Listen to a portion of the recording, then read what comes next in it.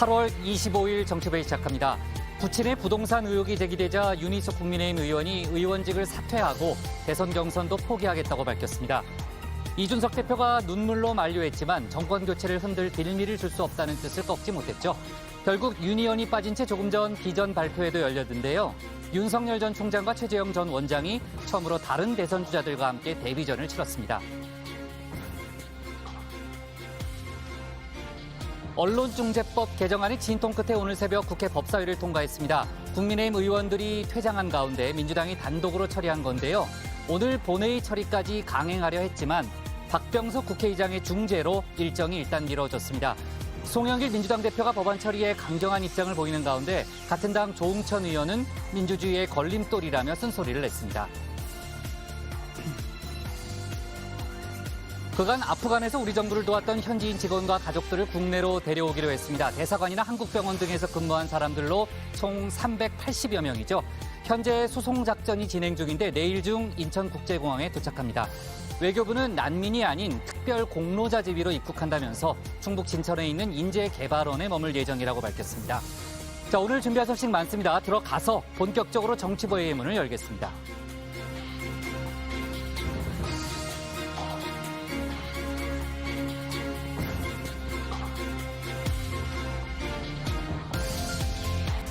국가대표 정치뉴스쇼 정치부회의 시작하겠습니다. 오늘도 신체커 박마커, 류 실장, 조멘토 백반장, 그리고 정치부회의 애청자 정의원분들과 함께하겠습니다. 지금도 이제 속보들이 계속 들어오고 있는데 정의원분들과 소통하면서 또 속보도 이제 반영해가면서 회의를 진행하겠고요. 신체커 이제 나가서 발제 준비하고요. 아까도 얘기했지만 이제 아프간 수송 작전이 지금 진행 중인데 그중에 영유아가 이제 100여 명이라고 하더라고요. 네, 그래서 뭐 분유를 준비하고 있다, 뭐 이런 얘기도 들리고 있는데 그 얘기는 잠시 후에 신체커가 이제 소개를 할 겁니다. 신체커가 지금 나가고 있는 중이고요. 류 실장, 어제 이제 모든 일정을 윤희숙 의원이 다 취소했잖아요. 그래서 저희가 대선 경선 일정을 포기하는 거 아니냐, 뭐 이런 예측도 좀 해봤는데 실제로 이제 의원직 사퇴를 이제 감행을 했잖아요. 그 얘기는 이따 좀 자세히 좀 해볼 텐데 그러니까 총 12명이잖아요. 권익위 명단이. 명단에 오른 의원들이요. 나머지 11명 의원들의 동향은 어떻습니까?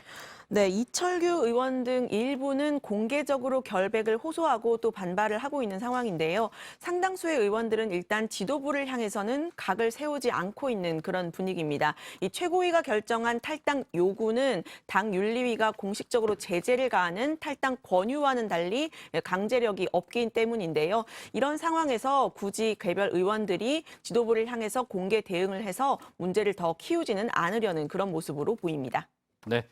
자, 윤희숙 의원은 아까 이제 그 사진도 제가 잠깐 소개를 했지만요. 이준석 대표가 아까 보니까 그 자리에 와서 기자회견 자리에 와서 눈물을 흘리는 뭐 그런 모습도 보였는데 그 이준석 대표의 입장은 뭐예요? 네, 이 대표는 이제 윤 의원이 탈당과 의원직 사퇴를 이제 적극적으로 만류하겠다 이런 분위기고요. 또 윤 의원이 제일 잘할 수 있는 일은 국회의원이다. 이 부분을 적극적으로 설득하겠다 이렇게 이야기했고요. 네, 그럼 윤희숙 의원은 정치를 아예 그만두는 거예요? 그런 부분은 아니고요. 네. 앞으로도 이제 본인이 이제 그 의원직 사퇴를 하겠다고 한 이유가 이 정권 교체에 걸림돌이 될 수 있다라는 점을 들었기 때문에 관련된 활동들은 계속 할 것으로 보이고 또 그 다른 이제 국민의힘 다른 주자들과 의원들은 계속 만류하는 모습을 보이고 있기 때문에 앞으로의 그런 상황들을 좀 지켜봐야 되는 상황인 것 같습니다. 좋습니다. 국회 상황실에서 자세히 좀 다뤄줘요. 네. 자, 언론중재법 공방 역시 상황실에서 자세히 다뤄보겠습니다. 그럼 신혜원의 뉴스픽 5부터 오늘의 정치부회의 출발하겠습니다.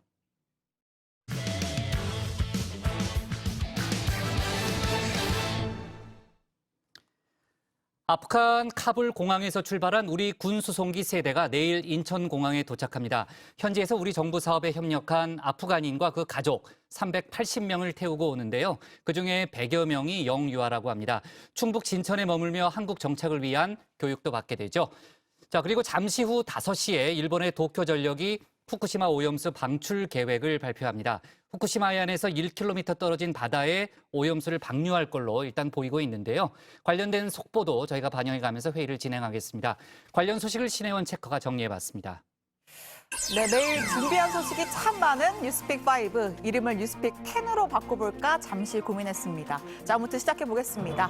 오늘 준비한 픽은요.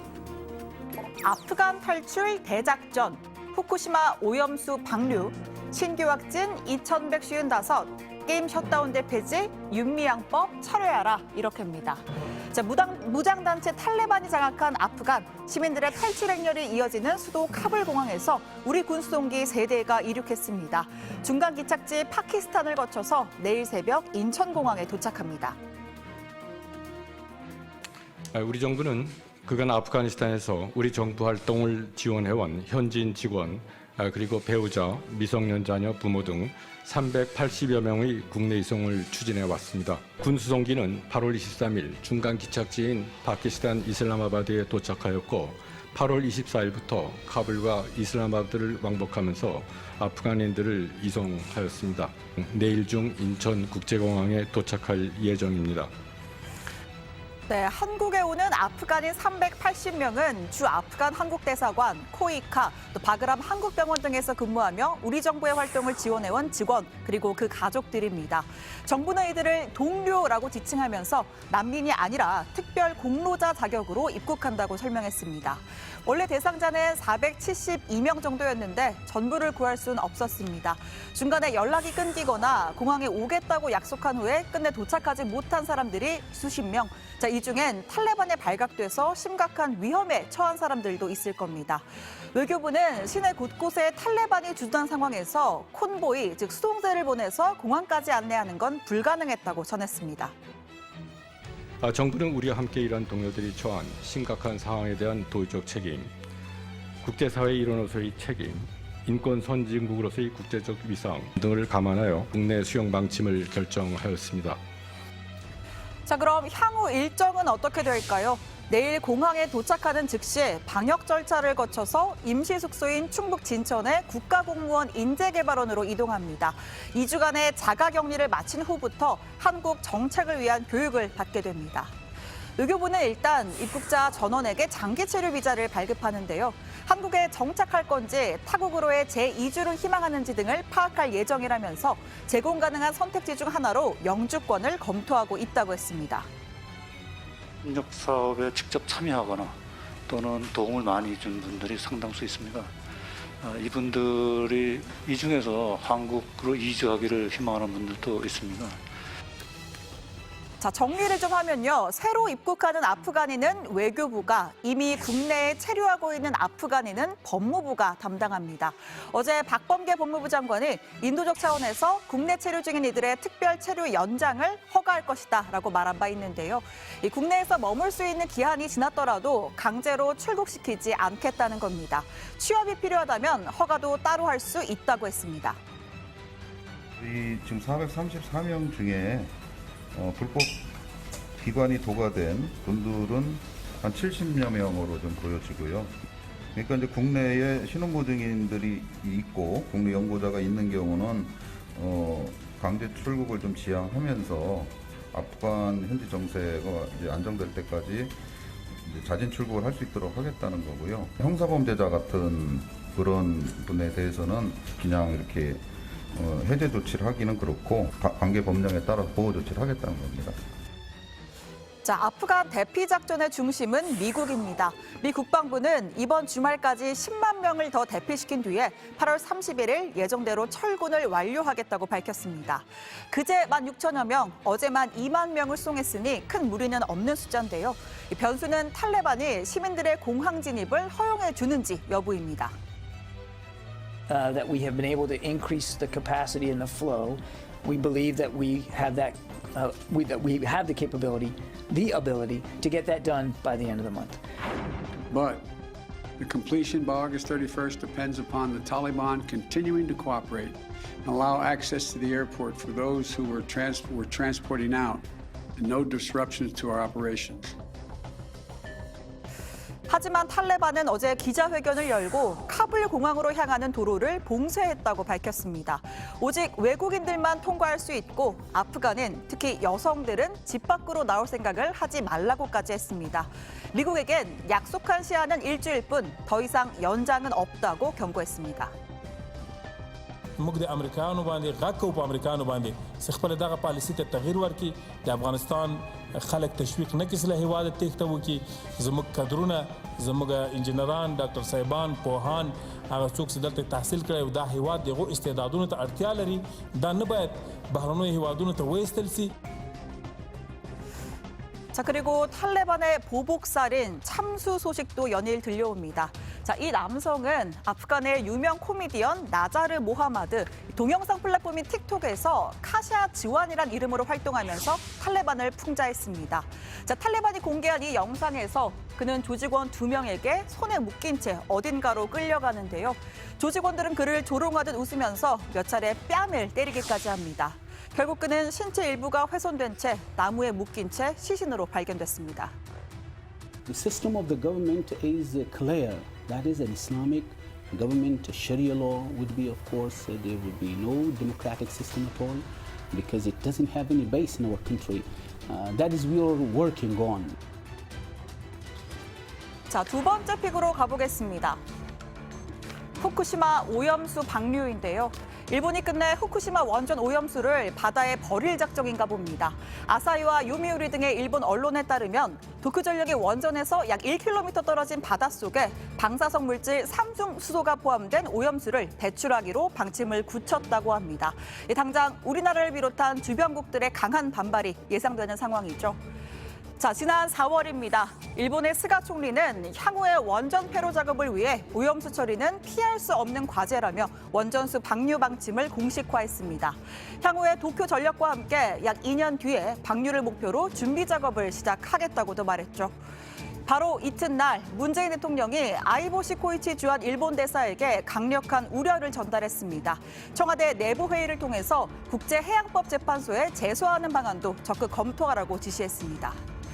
자, 잠시 뒤 5시에 도쿄전력이 후쿠시마 오염수 방류 관련 공식 브리핑을 열 예정입니다.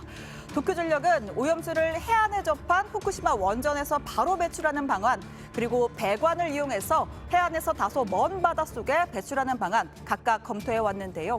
이 중에서 두 번째, 1km의 거리를 두고 바닷속에 방류하는 방안을 선택한 것으로 보입니다.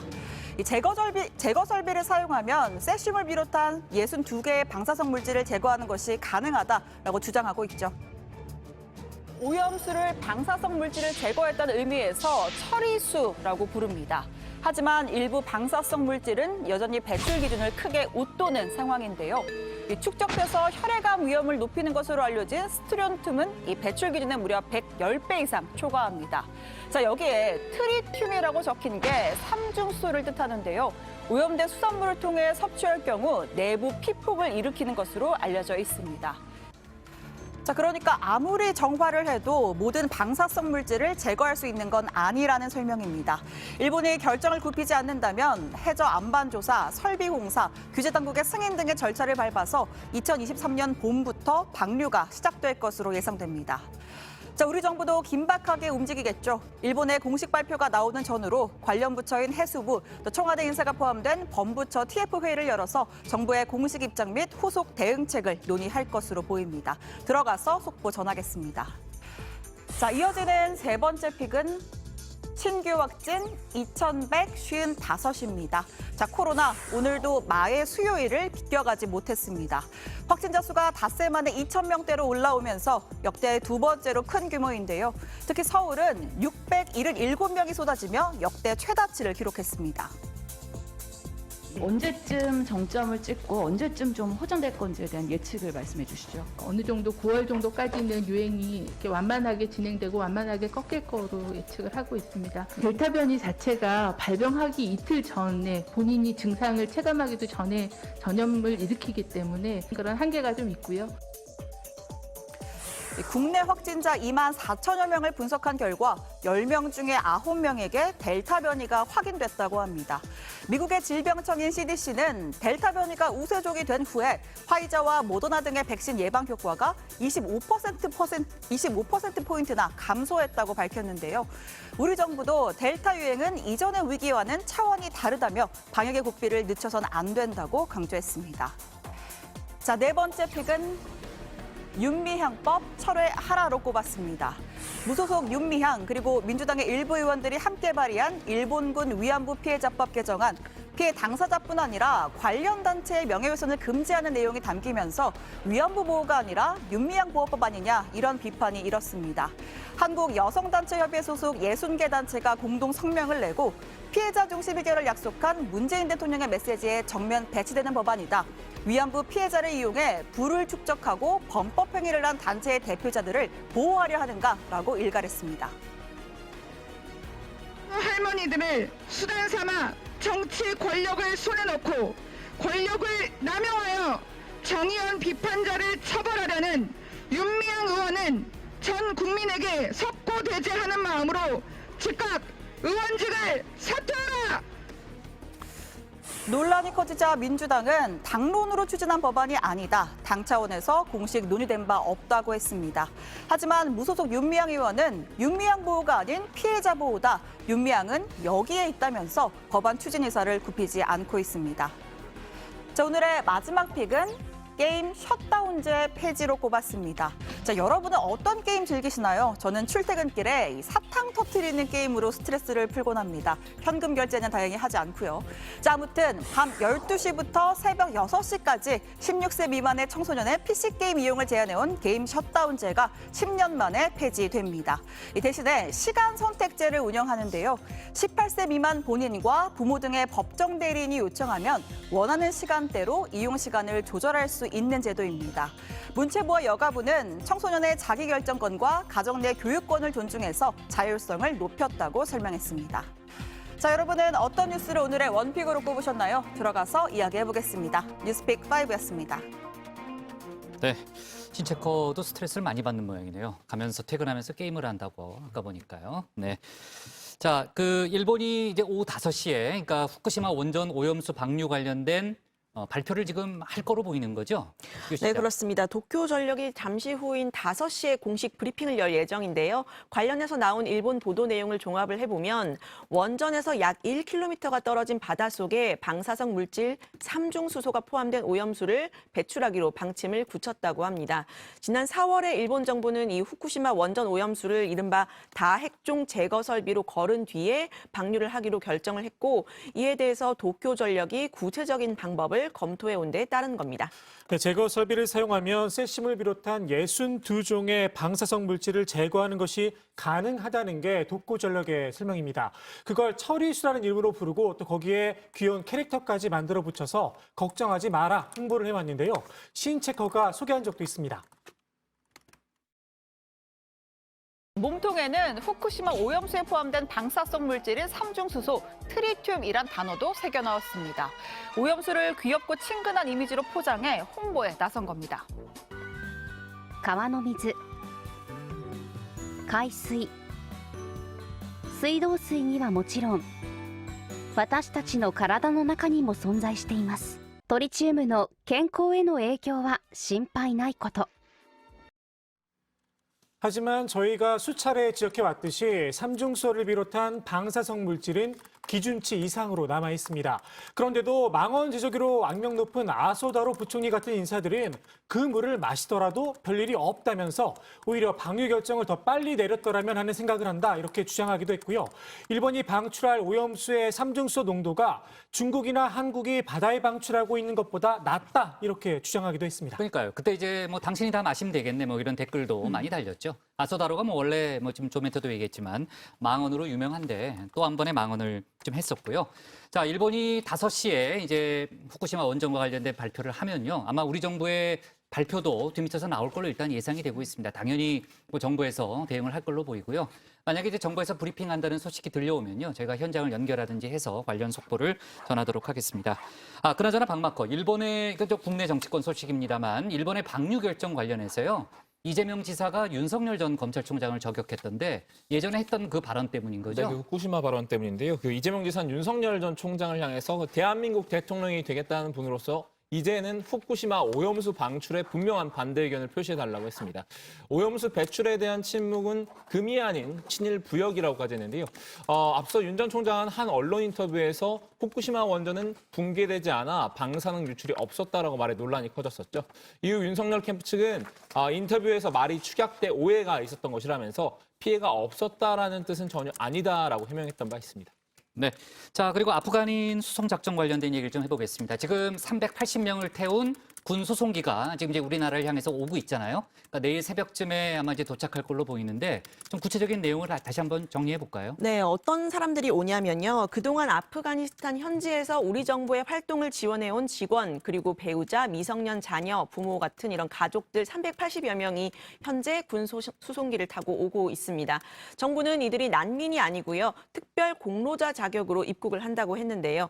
정부가 인도적 차원에서 이 분쟁 지역의 외국인을 대규모로 수용하고 국내로 이송하는 것은 사상 처음 있는 일입니다. 네, 뭐 아까도 제가 얘기했지만 국방부 발표에 따르면 그중에 이제 영유아가 100여 명이나 되기 때문에 이제 분유라든지 이제 매트리스 등도 이제 준비해서 지금 갔다고 하고요.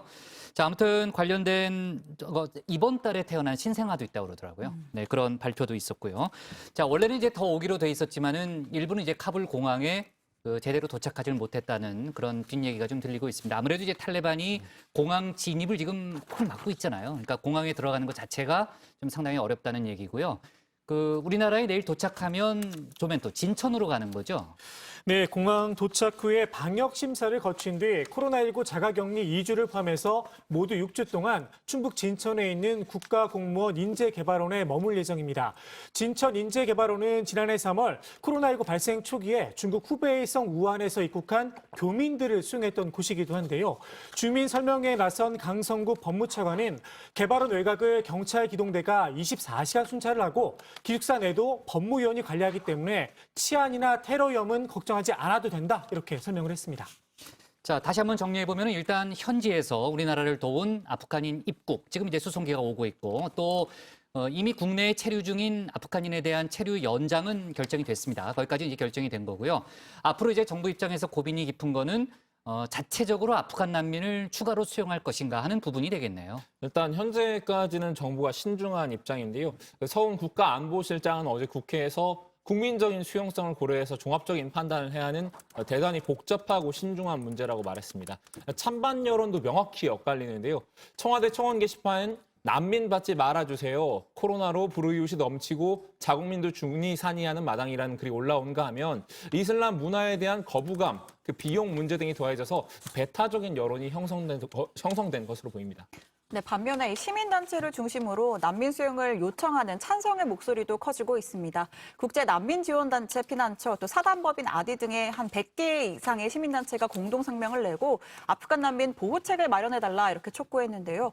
한국은 미국의 아프간에서의 대테러 전쟁을 지원하기 위해 군대를 파견했다. 따라서 현재의 상황과 무관할 수 없고 책임이 있다라고 주장했습니다. 네.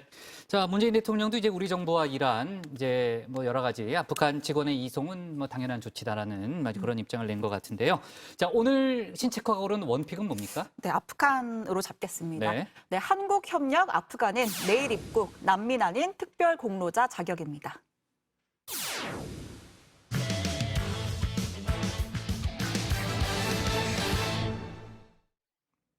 앞서 류 실장이랑 잠깐 얘기했지만요. 국민의힘 윤희숙 의원이 대선 레이스뿐 아니고 의원직까지 오늘 사퇴했습니다. 정권 교체에 걸림돌이 되지 않겠다고 했는데요. 이준석 대표는 사퇴를 만류할 생각이라고 했습니다. 여야가 정면 충돌한 언론중재법은 오늘 새벽 4시쯤 민주당이 단독으로 법사위에서 처리했는데요. 다만 오늘 국회 본회의는 국회의장의 중재로 일단 미뤄졌습니다. 오늘 국회 소식이 많은데요. 류정화 상황실장이 정리해봤습니다. 저는 이 시간부로 대통령 후보 경선을 향한 여정을 멈추겠습니다. 또한 국회의원직도 다시 서초 갑 지역구민과 국민들께 돌려드리겠습니다. 그것이 염치와 상식의 정치를 주장해온 제가 신의를 지키고 그리고 자식된 도리를 다하는 길이라 생각합니다. 네, 국민의힘 윤희숙 의원이 대선 후보와 의원직 모두를 내려놓겠다고 했습니다. 국민권익위가 윤 의원의 아버지의 농지법 위반 의혹을 지적한 데 따른 건데요. 윤 의원은 정권 교체의 최전선에서 싸워온 본인이 대선의 중요한 전선을 허물어뜨릴 수 있다는 위기감을 느꼈다고 했습니다. 이 저는 임차인입니다라는 연설로 이름을 알렸죠. 본인의 발언을 희화화하는 걸 내버려둘 수 없었다고도 했습니다. 보도들을 보면서 사실은 마음을 굳혔습니다. 이렇게 우리 당이 가장 날카롭게 싸울 수 있는 그 운동장을 제가 허물어뜨릴 수는 없다고 제가 생각을 했고요. 네, 기자회견을 마친 윤 의원이 가장 먼저 손을 잡은 사람 바로 이준석 대표였습니다. 두 사람은 눈물도 보였는데요. 같이 이겨내야죠. 이게 제 정치예요? 진짜 필요해요. 안 돼. 안 돼요. 제가 대선에 출마한 것도 이런 정치를 보고 싶었어요. 제가 보고 싶어하는 정치인이 제가 지금 되려고 결심한 겁니다. 안 돼요. 감사해요. 대표님 정말 감사해요. 어제 고생 많으셨어요. 네, 이준석 대표 어제 최고위를 통해서 이 해당 농지가 윤 의원 것도 아니고 보유에 본인이 관여한 바도 없다라면서 문제를 삼지 않겠다고 하면서 이 면죄부를 줬죠. 윤 의원은 26년 전에 결혼을 할 때 호적을 분리한 이후에 아버지의 경제활동 전혀 모른다고 했는데요. 이 대표는 이 윤 의원이 사퇴 결정을 재검토해줬으면 좋겠다라고 했습니다. 윤 의원과 마찬가지로 권익위의 조사 결과 발표 부실하다고 성토했는데요. 최소한의 구성 요건도 되지 않는 것들이거나 아니면은 전혀 의원 개인이 소유 관계나 아니면 행위의 주체가 되지 않았음에도 불구하고 연좌의 형태로 이런 의혹 제기를 한 것에 대해서 저는 참 야만적이다. 네, 김기현 원내대표 역시 이 윤 의원의 결정에 대해서 강한 소신과 철학의 발로라면서 얼토당토하는 결정을 한 권익위야말로 심판의 대상이다라고 했습니다. 최재형 캠프에서도 윤 의원 사례는 연좌제 망령의 부활일 뿐 정의롭지도 공정하지도 않다면서 윤 의원의 사퇴를 만류하는 모습이었는데요. 이번 권익위의 조사 결과 발표로 타격을 입은 또 다른 국민의힘 대선 주자 있죠. 윤석열 전 총장입니다. 캠프 소속 인사에 이 5명이나 포함이 된 건데요. 이 중에 안병길, 정찬민, 한무경 이 3사람은 캠프 본부장직을 사퇴했습니다. 민주당에서는 남은 2명의 의원뿐 아니라 캠프 소속이 아닌 의원들도 앞서 윤 전 총장의 입당을 촉구했었다면서 맹공을 폈는데요.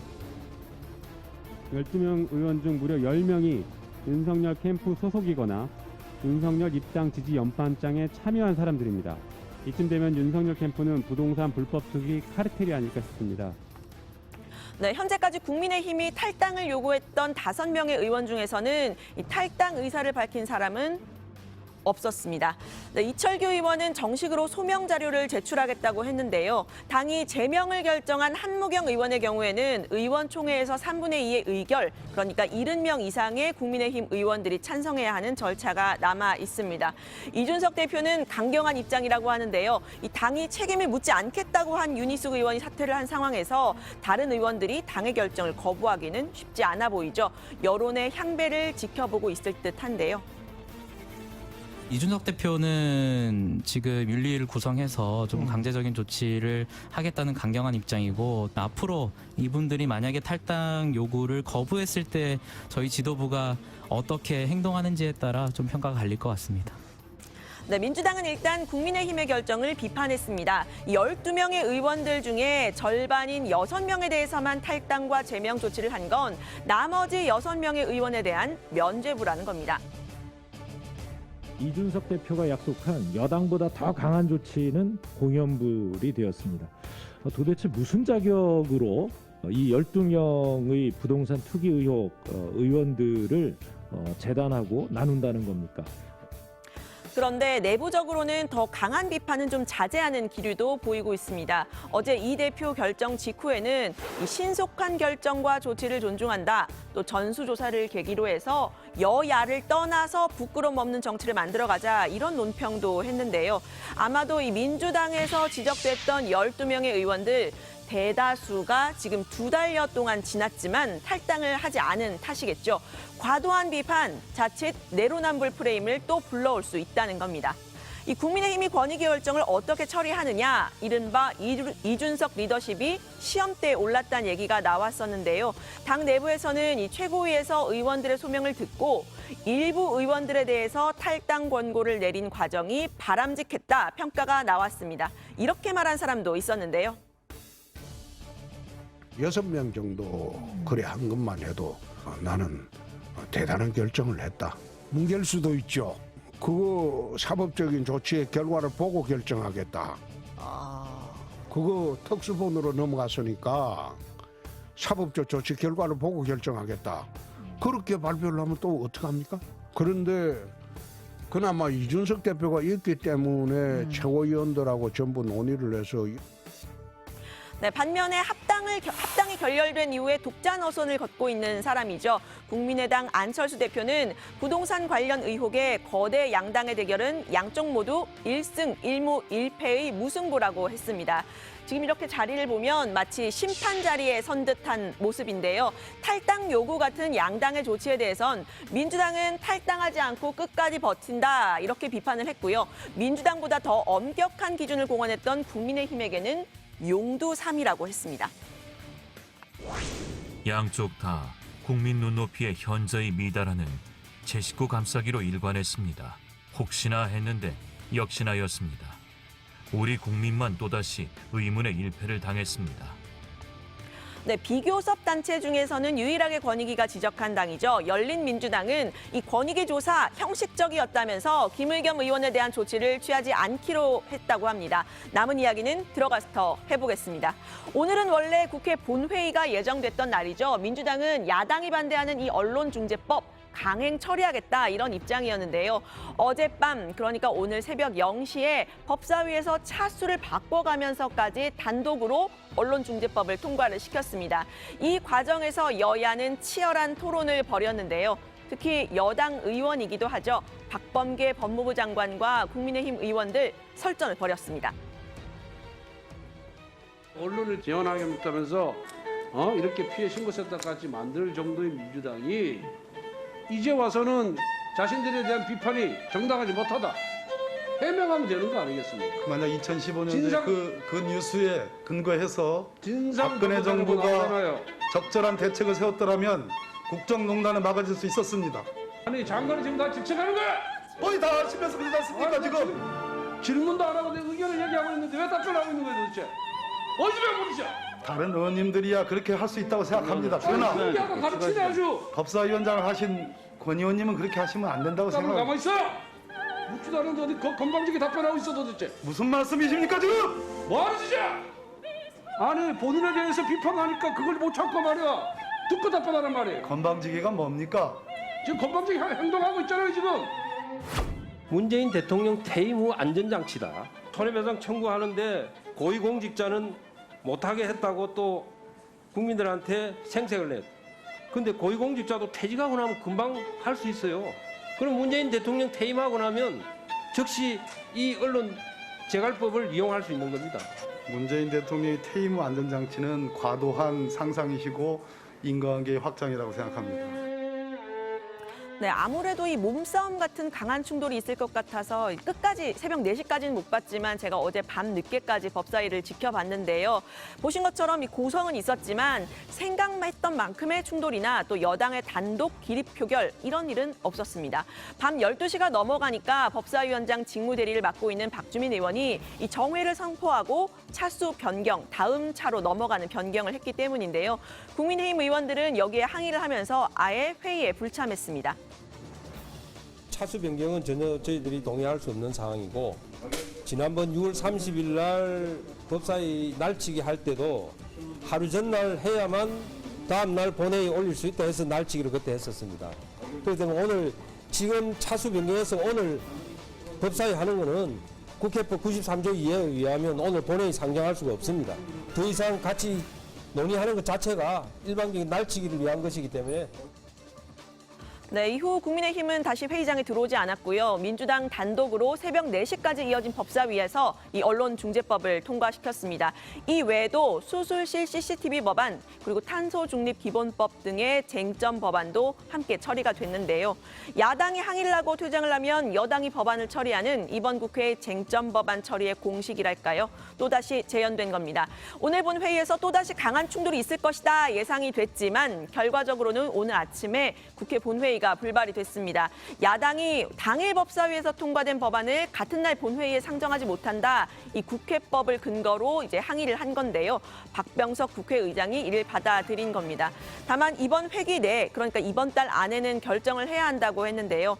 이어진 여야 원내대표 회동에서는 미묘한 입장 변화가 감지됐습니다. 민주당이 언론중재법을 보강할 뜻을 밝힌 겁니다.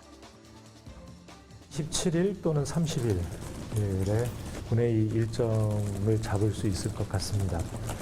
언론중재 및 피해구제에 관한 법률 개정안에 대해서 전원위원회 소집 요구 의사가 있다라고 하는 것을 국회의장과 야당 원내대표에게 밝혔습니다.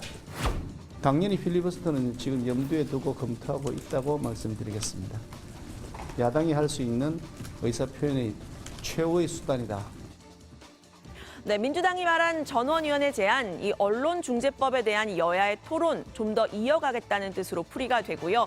언론중재법 처리 논란은 최소 이달 말까지는 더 이어질 것으로 보이는데 관련 소식 앞으로도 다정회에서 전해드립니다. 윤희숙 의원의 의원직 사퇴 후폭풍은 들어가서 더 이야기를 해보도록 하고요. 오늘 발제는 이렇게 정리합니다. 윤희숙 대선 후보 의원직 사퇴, 언론중재법 충돌은 숨고르기. 네, 자 지금 막 이제 여야가 30일 국회 본회의에 합의했다는 그런 소식은 들려왔는데요. 언론중재법하고는 상관없는 겁니다. 이제 국민의힘 쪽에서는 언론중재법 처리는 막겠다는 그런 입장이고요. 자, 관련된 얘기는 저희가 뒤에 다시 한번 좀 해보겠습니다. 윤희숙 의원 얘기부터 좀 해볼게요. 국민의힘 윤희숙 의원의 의원직 사퇴, 상당히 파장이 커 보이고요. 일단 국민의힘 대선 주자들은 일제히 만류를 했다는 거죠. 네, 일단 윤석열 전 총장은 정권 교체와 향후 경제 정책 수립에 굉장히 중요한 역할을 할 뿐이다. 사퇴의 뜻을 거둬달라고 했습니다. 원희룡 전 제주지사도 문재인 대통령도 농지법 위반을 뭉개고 있는데 본인의 일도 아닌 부모님이 하신 일에 책임지겠다는 뜻이 참으로 안타깝다 이렇게 이야기를 했고요. 또 윤희숙 의원의 친구이기도 하죠. 유승민 캠프의 김웅 대변인은 윤 의원 아버지의 사례는 부재지주가 늘어나는 우리 현실에서 농지를 유지하기 위해 국가적 차원에서 적극 권장하고 있는 제도다. 이걸 문제 삼는 건 대리운전 시켰는데 음주운전으로 고발한 격이다라고 주장했습니다. 지금 이제 윤희숙 의원이 대선 주자뿐 아니고 의원직까지 사퇴 카드를 던졌는데 정치 활동은 계속한다는 거죠. 그렇습니다. 윤 의원은 일반 국민의 한 사람으로 돌아가서 국민의힘이 정권 교체의 길로 나아가길 응원하겠다 이렇게 이야기를 했는데요. 정권 교체를 위한 활동은 계속 해나가겠다는 뜻으로 읽힙니다. 왜 의원직 사퇴까지 하느냐 이런 질문이 나왔는데 국민들이 정치인들이 다 그러려니 하고 포기하는 모습을 바꿔보고 싶었다라고 말을 했는데요. 이재명 경기지사를 겨냥한 발언도 했습니다. 여당 대선 후보 보시면 보통의 대한민국 국민이 상상할 수 없을 정도의 낮은 도덕성 수준입니다. 쌍욕에 음주운전에 얼마 전에 사이코 먹방까지 저는 그런 것을 용인하는 것이 국민들께서 포기를 해서 그런 게 아닌가 생각을 해요. 네, 이재명 지사 캠프의 김남준 대변인은 윤 의원의 사퇴에 대해서 논평을 냈는데요. 사퇴 의사는 전혀 없으면서 사퇴를 운운하며 쇼하는 것에 불과하다는 속보이는 사퇴 쇼에 대한 우려가 제기되고 있다. 이렇게 논평을 했습니다. 네, 민주당 쪽에서 이제 이재명 지사 캠프에서 속보이는 사퇴 쇼다 이렇게 평가를 했고요. 이준석 대표는 끝까지 만류하겠다라는 그런 얘기를 했잖아요. 막마커. 네, 근데 그렇습니다. 의미심장한 표현도 있었다는 거죠. 네, 그러니까 이 대표가 윤 의원의 의원직 사퇴를 재고하도록 계속 요청할 생각이라고 말했는데요. 징계 수위와 명단 공개 부분을 논의하는 지도부 회의에서 가족 부동산이 문제가 됐던 윤 의원과 송석준 의원을 지켜드리려고 그렇게 하기로 했습니다. 근데 일부 지도부 인사가 이름을 먼저 언급하면서 윤 의원이 상처가 컸던 것 같다고도 했는데요. 최고위 중간에 나와서 이름을 말한 사람은 김재원 최고위원이었는데 이 대표와 김 최고위원과 불편한 관계를 직접적으로 보여주는 대목으로 보입니다. 네. 자, 언론중재법의 경우에는 이제 오늘 본회의 충돌이 당연시됐고 또 필리버스터 얘기도 있었는데 일단 국회의장의 중재로 본회의는 미뤄진 상태죠.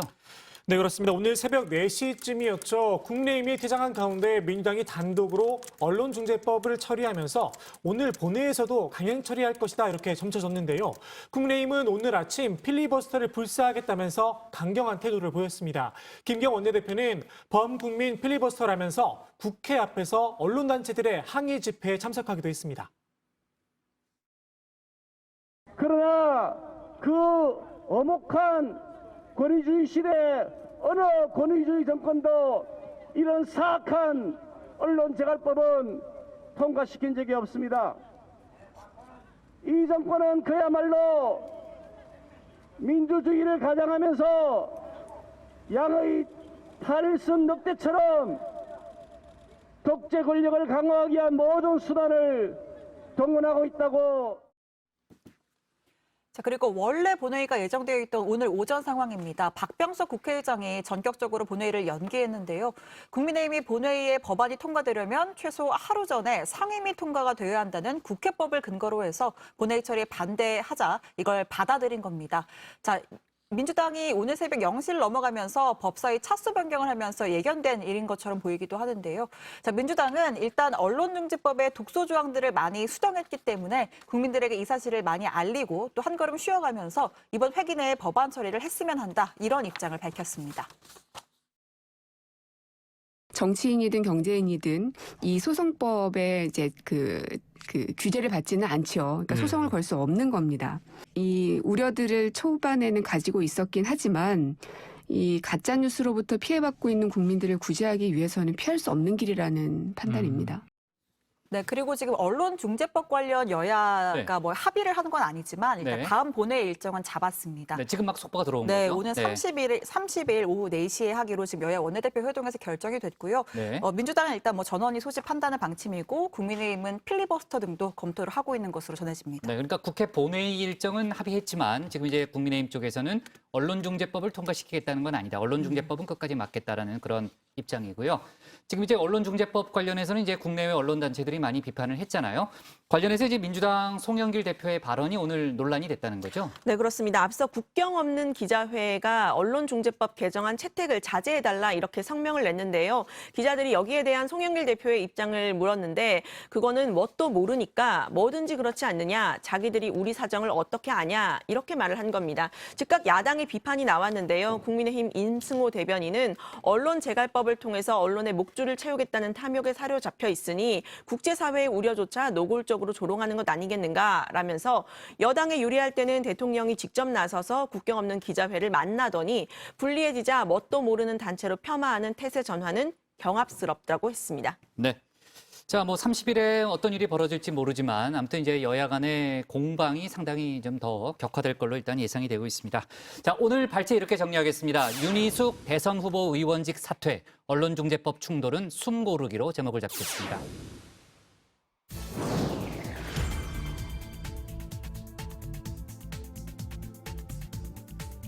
놓쳐선 안 될 뉴스들을 쉽고 빠르게 전해드리는 백다혜의 이 시각 다정회입니다. 지금 시각 5시 17분을 향해 가고 있습니다. 이 시각 다정회 소식들 먼저 키워드로 살펴보겠습니다. 네, 오늘은 조익신 멘토에게 물어볼 건데요. 첫 번째 키워드 어떤 걸까요? 3개 중에. 혹시 제가 키워드를 고르면 순간적으로 바꾸고 이런 건 아니죠? 아, 전혀 그렇지 않습니다. 정직하게 하고 있습니다. 백반장의 원고를 좀 압수수색해보고 싶다는 의미에서 압수수색으로 하겠습니다. 아, 네. 아, 맞습니다. 첫 번째 키워드 맞는데요. 제가 준비한 첫 번째 소식의 키워드 압수수색입니다. 경찰이 머지 포인트의 대규모 환불 사태와 관련해서 운영사인 머지플러스 등 5곳을 압수수색했습니다. 또 머지플러스 대표를 비롯한 관계자 3명도 출국 금지 조치했는데요. 이들은 전자금융업자로 등록하지 않은 상태로 영업한 혐의를 받고 있습니다. 앞서 머지플러스는 무제한 20% 할인을 표방하면서 대형마트와 편의점, 식당 등에서 쓸 수 있는 포인트를 팔았고 회원 수를 100만 명까지 모았습니다. 금융당국이 미등록 영업을 지적하자 포인트 판매를 중단하고 사용처를 축소한다고 기습 발표하면서 문제가 불거졌는데요. 이후 이용자들의 항의와 환불 요청으로 혼란이 계속되고 있습니다. 이에 경찰은 피해 금액이 크고 피해자가 많은 만큼 신속하고 엄정하게 수사하겠다고 밝혔습니다. 다음 소식의 키워드는 무기징역 선고입니다. 자신의 연락처를 휴대전화에서 삭제했다는 이유로 남자친구를 무참히 살해한 30대 여성에게 무기징역이 선고됐습니다. 30대 여성 A씨는 지난 6월 원룸에서 자고 있는 20대 남자친구를 흉기로 수십 차례 찔러 살해한 혐의를 받고 있습니다. 남자친구의 휴대전화에서 자신의 연락처가 삭제된 것에 격분해서 범행을 저지른 것으로 조사됐습니다. 이에 A씨는 정신병력과 음주를 이유로 심신장애를 주장하기도 했는데요. 재판부는 범행 전 피해자와 나눈 대화 등을 보면 받아들이기 힘든 주장이라며 양형 이유를 밝혔습니다. 또한 범행 동기도 이해하기 어렵고 살해 방법이 너무 잔인하다면서 사회와 연구에 격리된 상태에서 잘못을 참회하고 속죄하면서 살아가길 바란다고 덧붙였습니다. 마지막 소식의 키워드 보겠습니다. 혐한의 손절인데요. 핀란드의 인디 캐릭터 무민이 일본의 화장품 대기업인 DHC와 협업 제품을 냈다가 제휴를 중단하겠다고 밝혔습니다. 그 이유는 DHC 회장이 제1한국인에 대한 차별 등 혐한 발언으로 논란을 일으켰기 때문인데요. 무민은 다양성을 인정하는 개성적인 캐릭터로 사랑받고 있고 작가 토베 얀소는 성소수자로 알려져 있습니다. 때문에 누군가를 혐오하고 차별하는 발언을 한 기업과 어울리지 않는다는 비판이 나온 건데요. 이에 무민 측은 어떠한 차별도 허용하지 않는다며 DHC와 계약 갱신도 하지 않을 거라고 밝혔습니다. 지금까지 이 시각다정회 백다희였습니다. 네, 무민이 핀란드 캐릭터였군요. 예전에 누가 저보고 무민 닮았다고 한 적이 있나요? 미안해요. 네, 자, 백반장 수고했습니다. 네, 다음은 박주루 마커의 주민으로 가겠습니다.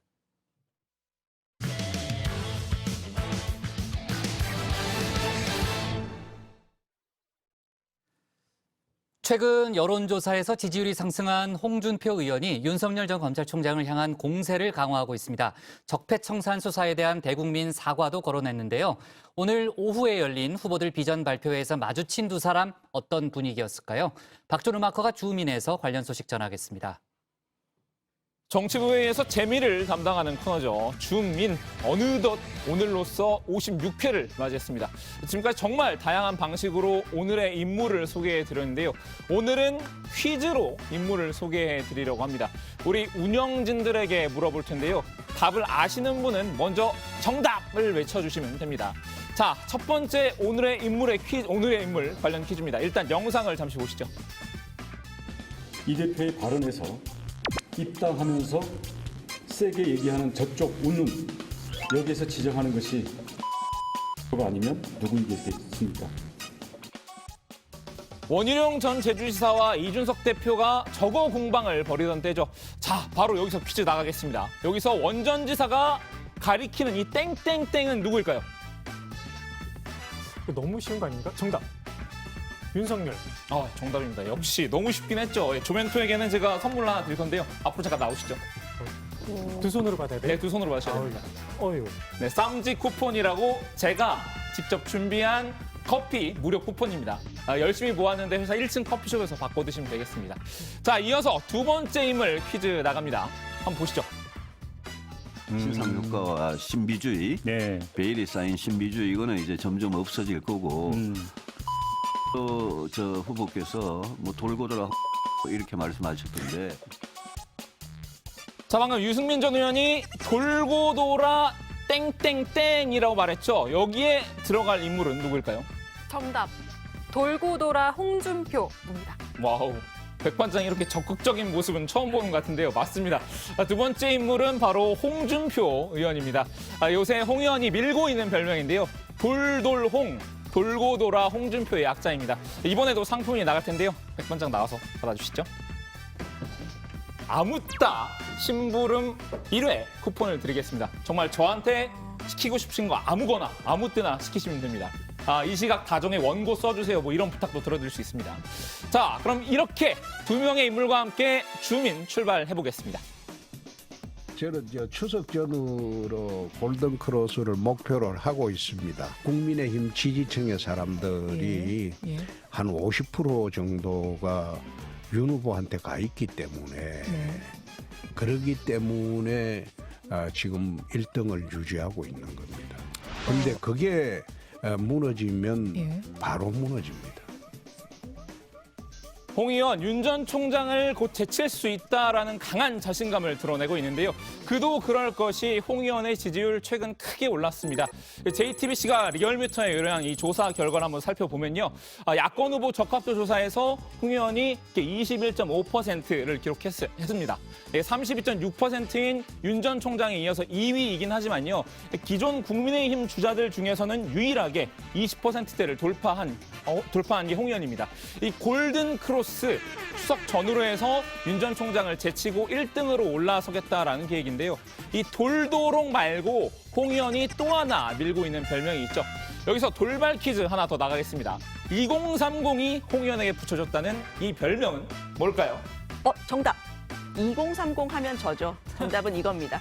무야홍. 네. 역시 류 실장. 스타가 되고 싶은 류 실장 맞습니다. 정답입니다. 이번 상품은 발제 1회 면제 쿠폰인데요. 물론 저한테 권한이 있는 건 아니지만 뭐 우리 너그러운 복국장이 한번 면제해 주시지 않을까요? 자, 그럼 무야홍이 무슨 뜻인지 홍 의원의 설명 직접 들어보겠습니다. 무야홍. 그거는 제가 만든 말이 아니고 인터넷에서 젊은 세대에서 유포되는 말입니다. 며칠 전에 들었는데 무조건 야당 후보는 홍준표다. 막 그 뜻이 뭐.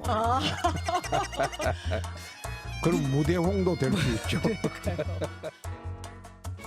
네, 무조건 야당 후보는 홍준표라는 뜻인데요. 예능 프로그램 무한도전에서 인기를 끌었던 무야호라는 유행어에서 따온 별명인 것 같군요. 이 무야홍을 넘어서 무대홍이 될 수도 있다라고 했습니다. 이 무대홍의 뜻은 무조건 대통령은 홍준표라는 뜻이겠죠. 일단 무야홍부터 돼야 무대홍을 노려보든지 할 텐데요. 홍 의원 요새 잘하는 게 한 가지 있습니다. 무야홍이 되기 위한 홍 의원의 주특기, 바로 윤석열 때리기입니다. 문재인 정권 들어오고 난 뒤 적폐청산 수사를 할 때 예. 그때 1000여 명 이상이 그 주도를 한 사람이 윤석열 후보입니다. 예. 근데 그때 나는 그 반대편에서 우리 괴멸 당하는 지역에 수장을 했던 사람이에요. 그런데 그런 짓을 해놓고 우리 당으로 왔다 이거. 그러면 대국민 사과라도 해야 될 거 아닙니까? 최근에 와서 당을 지금 당대표를 흔들고 당을 전체 점령군처럼 행세하려고 하는 거. 그거 용납이 됩니까? 윤 전 총장이 과거 적폐청산 수사에 대해 일단 국민의힘 당원들에게 사과부터 해야 한다는 말인데요. 여기서 홍 의원에게 한 가지 더 붙여주고 싶은 별명이 생겼습니다. 바로 홍무새입니다. 홍 의원 틈날 때마다 윤 전 총장과 그 가족에 대한 철저한 검증을 요구하고 있죠. 그때마다 늘 같은 패턴의 공격입니다. 한번 들어보실까요? 그러지 않고 본선에 내보내가지고 이해창 총재 두 아들 병력 문제만 하더라도 우리가 10년 야당을 했는데 가족 리스크를 갖다가 예선에 걸르지 않고 본선에 내보낼 수 있겠습니까? Listen and repeat.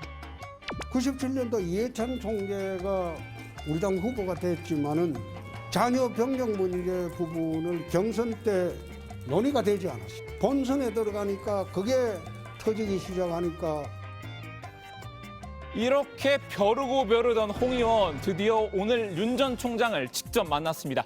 국민의힘 대선 예비 후보 비전 발표회에서 마주한 건데요. 일부러 자리 배치를 이렇게 한 건지는 모르겠지만요. 후보 소개할 때부터 이렇게 서로 멀찍이 이쪽에 있는데 멀찍이 떨어져 앉았죠. 잘못된 만남이었을까요? 후보들이 일렬로 서서 사진을 찍을 때도 서로 양 끝에 섰습니다.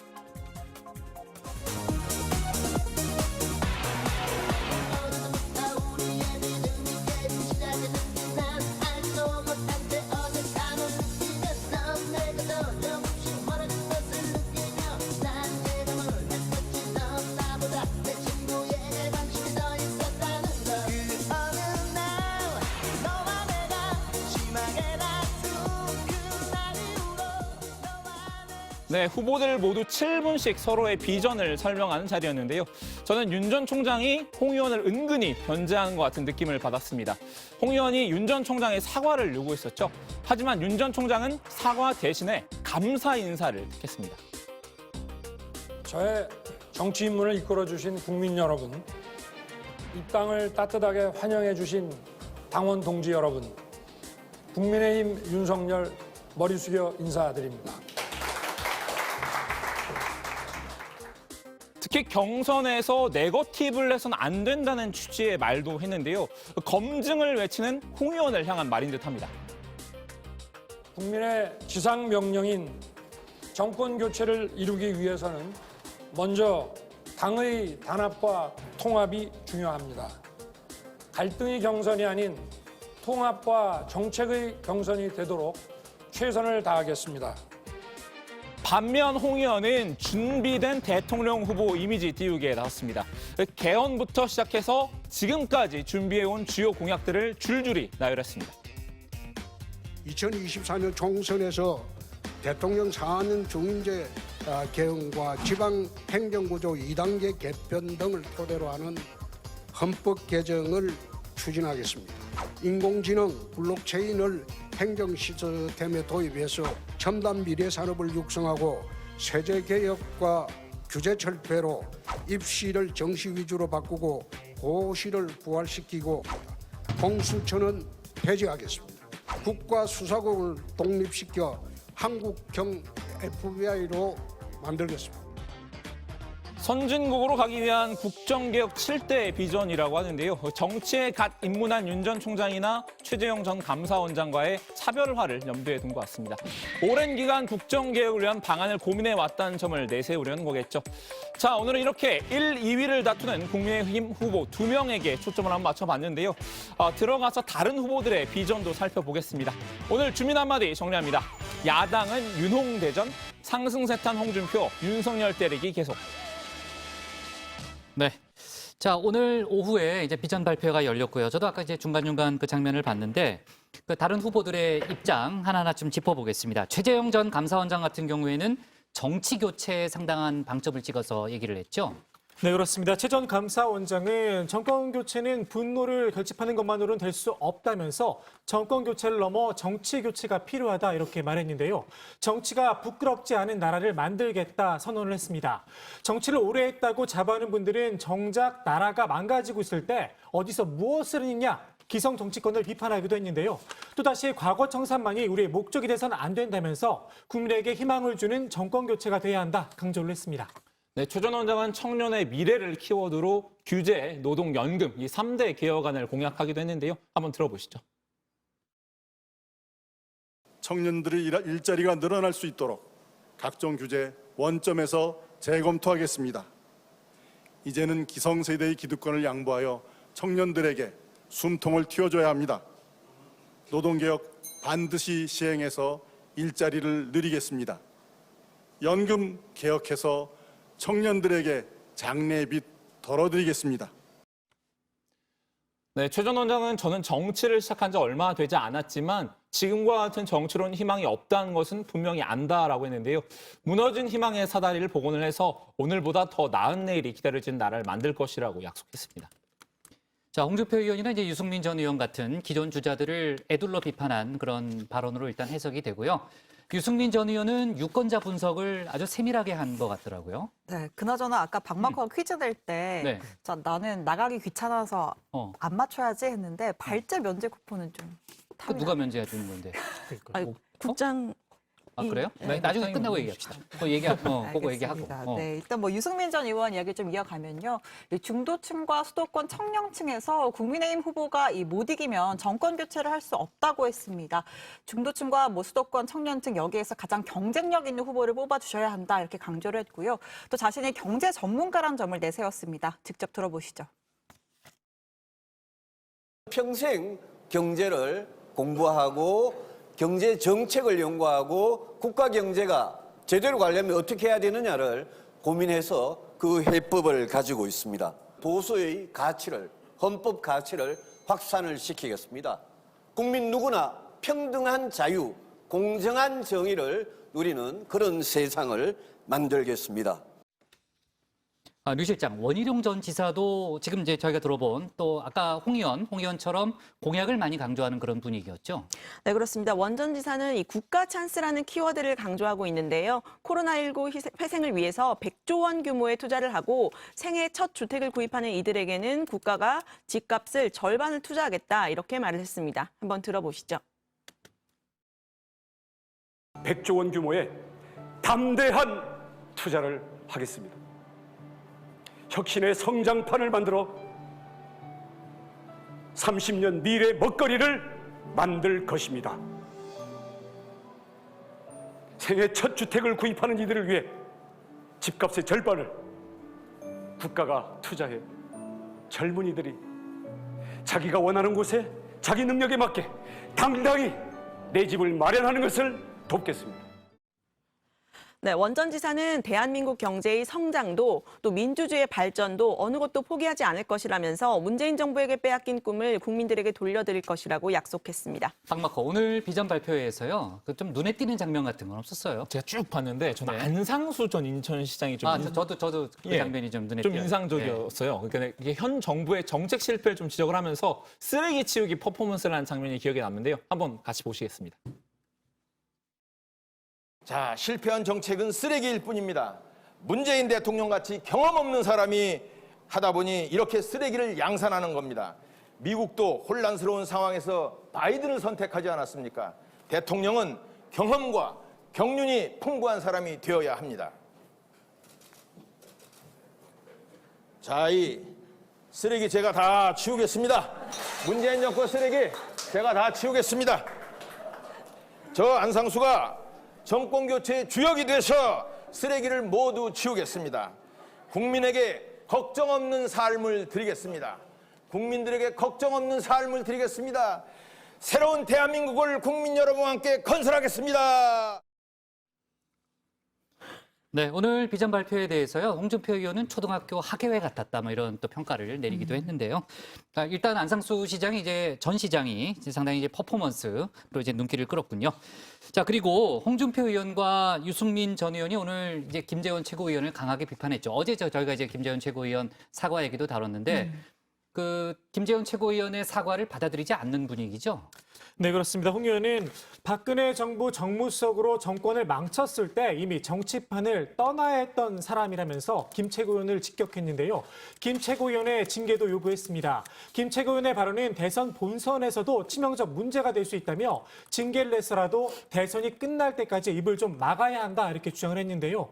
또 김 최고위원이 아마 대구시장을 노리고 있는 것이다 라면서 이를 위해 유력 후보 진영에 앞장서는 것은 부적절하다 비판을 했습니다. 네, 그리고 유승민 전 의원도 김재원 최고위원의 불공정 경선에 핵심적인 역할을 하는 것 같다 이렇게 공개 비판했습니다. 유 전 의원은 김 최고위원이 어른을 모셔와야겠다라고 하는 발언을 문제 삼았는데요.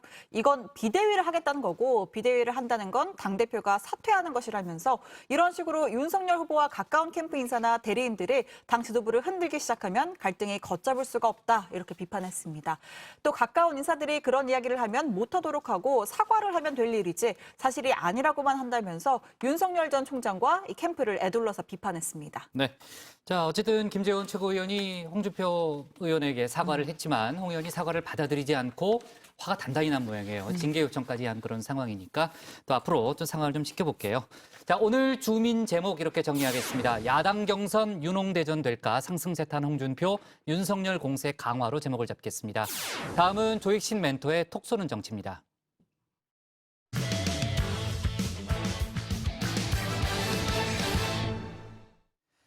이번엔 여권 상황 알아보겠습니다. 누가 진정한 개혁의 기수냐? 민주당 이낙연 전 대표와 추미애 전 장관 사이에 선명성 경쟁이 불붙었습니다. 이 전 대표가 검찰 개혁을 비롯해 개혁 시리즈를 내놓자 추 전 장관이 비판에 나선 거죠. 자, 그리고 어제 부산대가 조국 전 법무장관의 딸 조민 씨의 입학 취소를 결정했는데 후폭풍이 거센 상황입니다. 이 내용까지 조익신 멘토가 정리해봤습니다.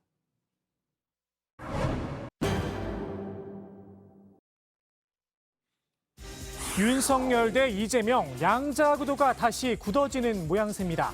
한 달 전까지만 해도 3강 체제였죠. 양강좌들은 나란히 상승한 반면 민주당 이낙연 전 대표는 하락세가 컸습니다. 지지율이 크게 떨어진 이유, 네거티브 전략 때문이란 분석이 나옵니다.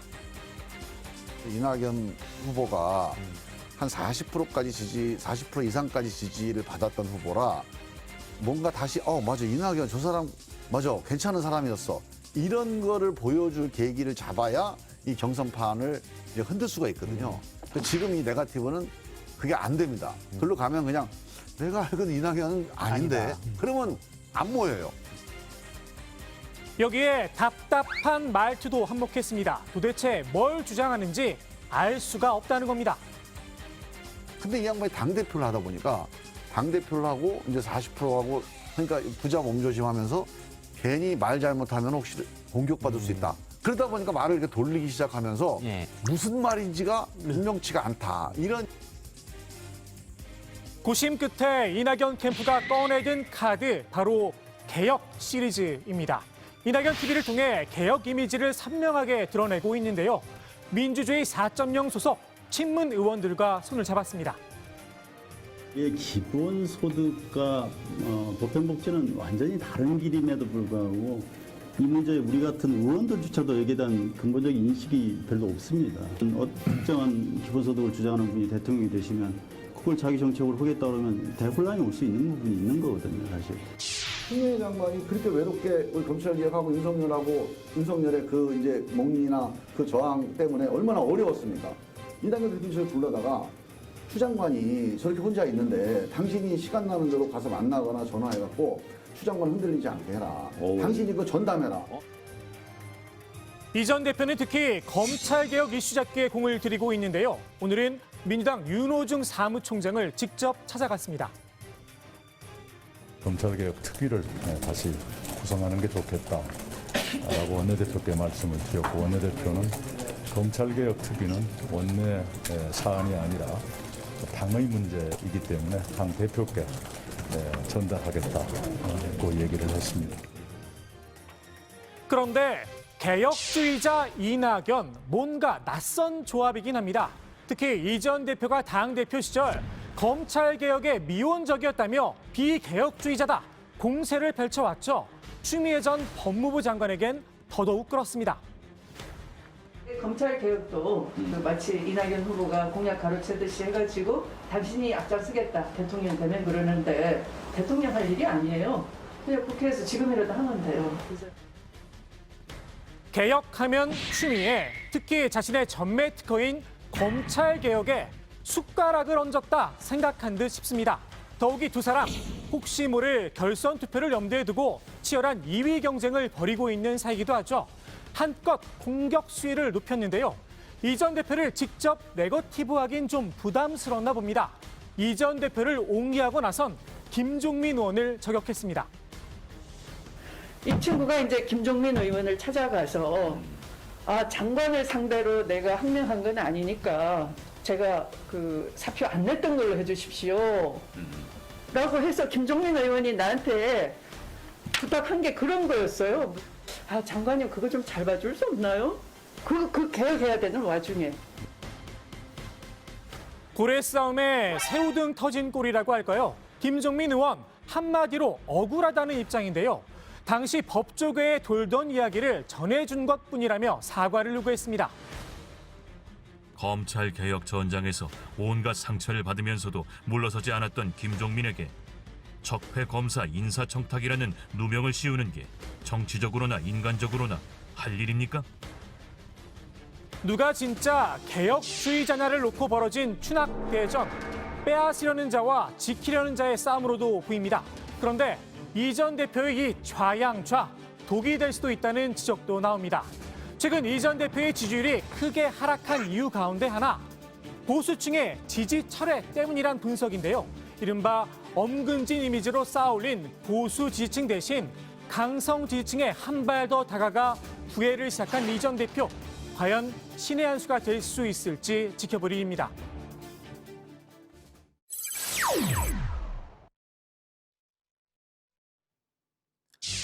아비로서 고통스럽습니다. 부산대가 조국 전 법무부 장관의 딸 조민 씨의 입학을 취소했죠. 조 전 장관이 밝힌 심정입니다. 민주당 대선 주자들도 하나둘 입장을 밝혔는데요. 한 청년의 삶을 무너뜨렸다. 안타깝고 이해하기 어려운 결정이다. 조 전 장관의 옆에 섰습니다. 다만 침묵을 지킨 분도 있긴 합니다.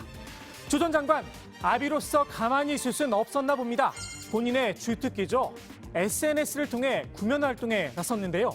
특히 부산대가 밝힌 딸 조민 씨의 우수한 성적을 강조했습니다. 조민 학생이 1차 서류 통과자 30명 중 서류 평가에서는 19위를 하였고요. 전적 대학의 성적이 3위였고 공인 영어 성적이 4위였습니다. 그래서 조민 학생이 서류를 통과한 것은 전적으로 허위 스펙을 이용한 서류 평가에서라기보다는 전적 학교의 대학 성적과 공인 영어 성적이 크게 좌우한 걸로 이렇게 보여집니다. 방송인 김어준 씨도 지원 사격에 나섰는데요. 조민 씨 때문에 다른 학생이 탈락한 것도 아니지 않느냐 목소리를 높이기도 했습니다. 서류평가에서 전적 대학 성적이 3위, 공인 영어 성적이 4위였고 그래서 다른 학생이 불이익을 받고 탈락한 것은 아니지만 자소서에 표창장 내용은 인용되지 않아 평가 대상이 아니었고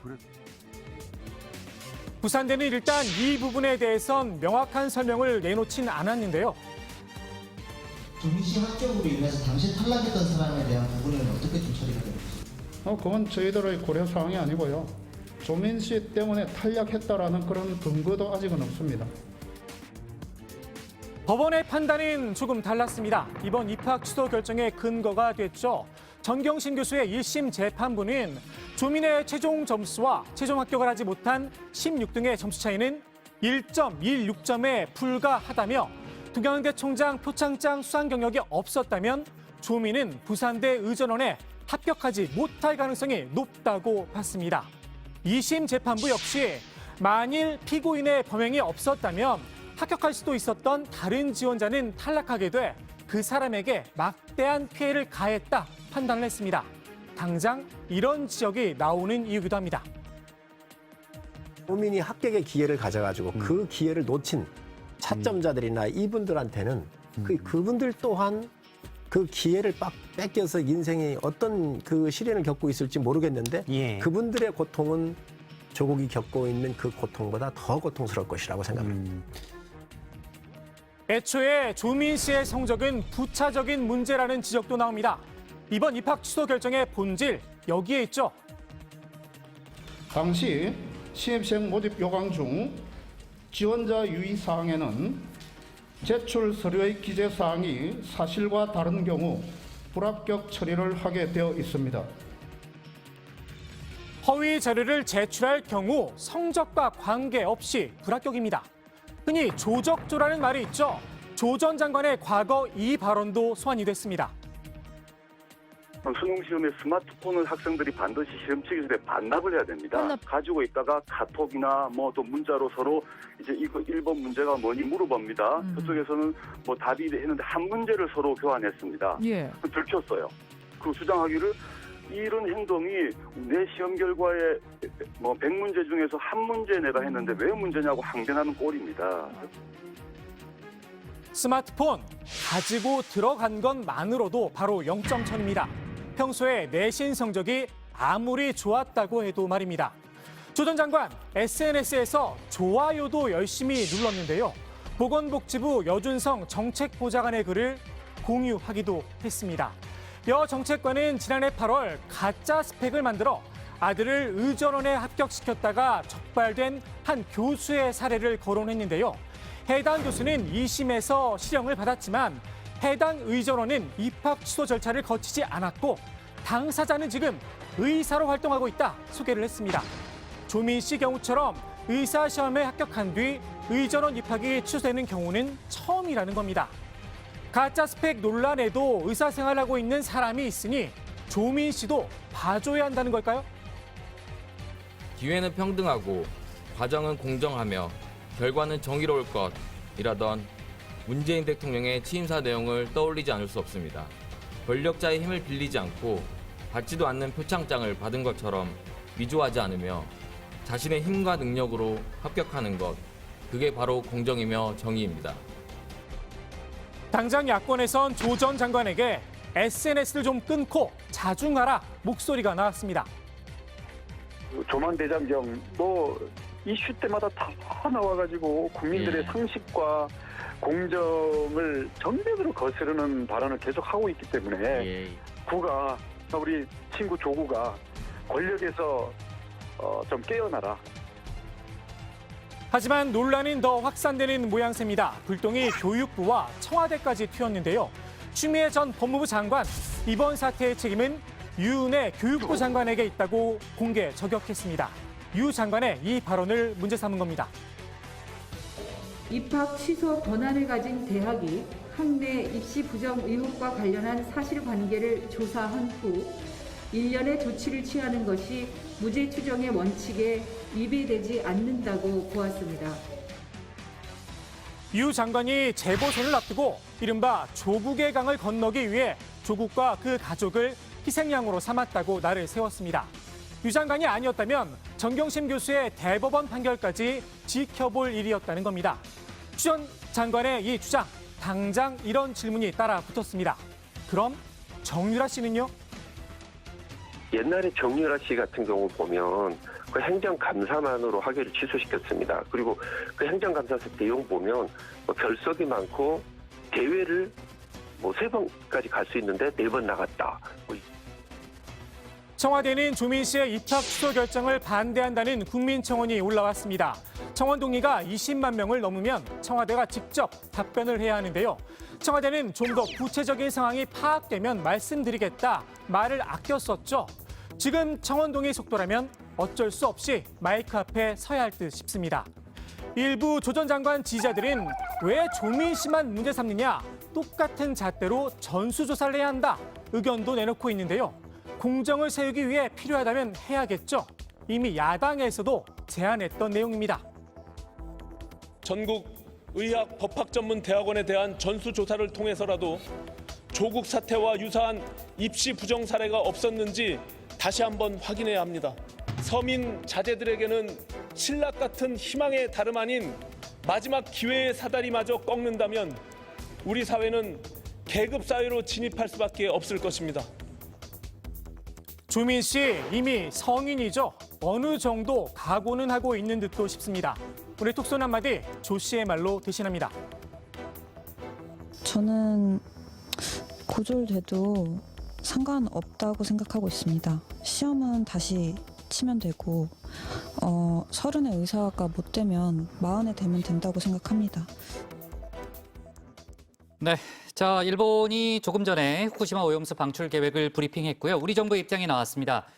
심히 유감이다. 즉시 일본의 지금지 조치를 중단하라는 그런 내용이고요. 아마 관련된 파장이 상당히 커질 걸로 보입니다.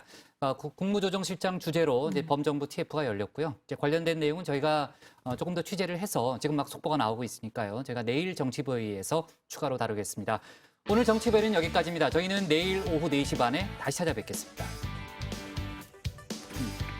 네, 알겠습니다. 뭐요?